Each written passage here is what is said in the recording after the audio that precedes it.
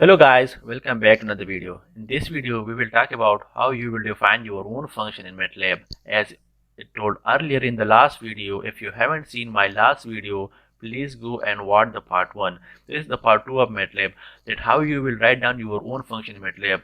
MATLAB provides us a lot of built-in function, but it has this ability as well to write down your own function as well. So in this short tutorial, I will tell you how you will find and how you will use MATLAB function in more detail.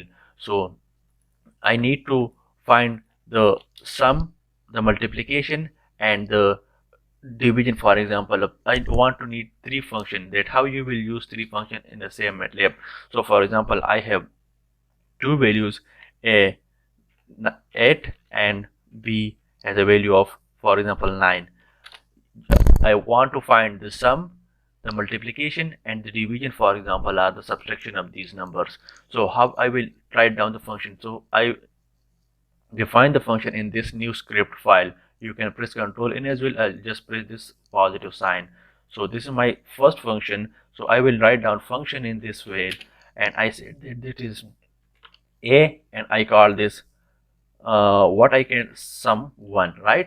This is sum 1, and I pass argument x comma y. I will pass here two arguments, and I said that a is equal to x plus y, and I will end this command, right? Make sure you save this with the same name of the function. So press Ctrl S and save it.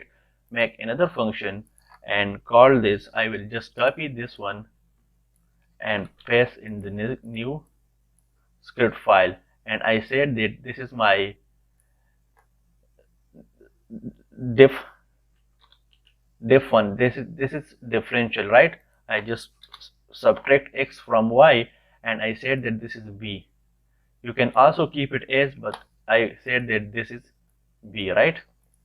Now save this as well. Press Ctrl S and save with the name of diff1. Add another one and paste the rest of one, and I said that this is my mul1. I will multiply it here, and I said that the function has a value of, for example, I said that this is c.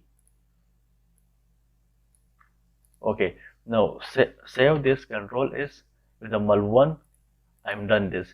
So now go to again to another your editor command. What I want to print is, for example, for q, I said that my function, I said that in q I perform this the sum of these two numbers. So I will call it sum1 and pass the argument a comma b, right? And just run this. You can save this, save it. Okay, so just write down q here. It is 16. It add these two numbers, or you can also say that it is q equal to 16, as it is saved in workspace. So if you want to find out the differential of these two, for example, I said that it is di, that is denote differential, and I said that that is diff1, and I will pass down the argument a comma b, right? If I write down di here, oh, first of all I need to simulate this one. Just run this. It's run, and now press di, and it has a value of -1, because 8 minus 9 is equal to -1. So, and the next one is the mul. For example, I said that m1 and that mi, and that is equal to mul1, and I pass the argument a comma b, and I just run this. If you hadn't put this sign, it wouldn't print the value in this command or here, but if you put this, it will print, and if you don't put, it will print it out here. Just run this. It runs, and just write down mi.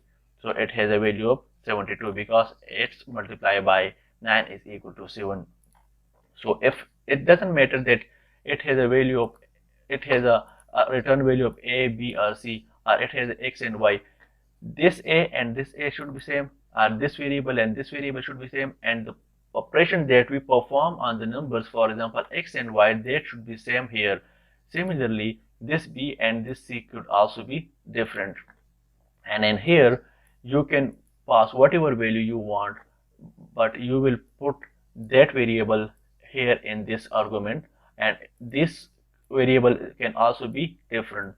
So hopefully you learn from this video that how you will use MATLAB in more detail.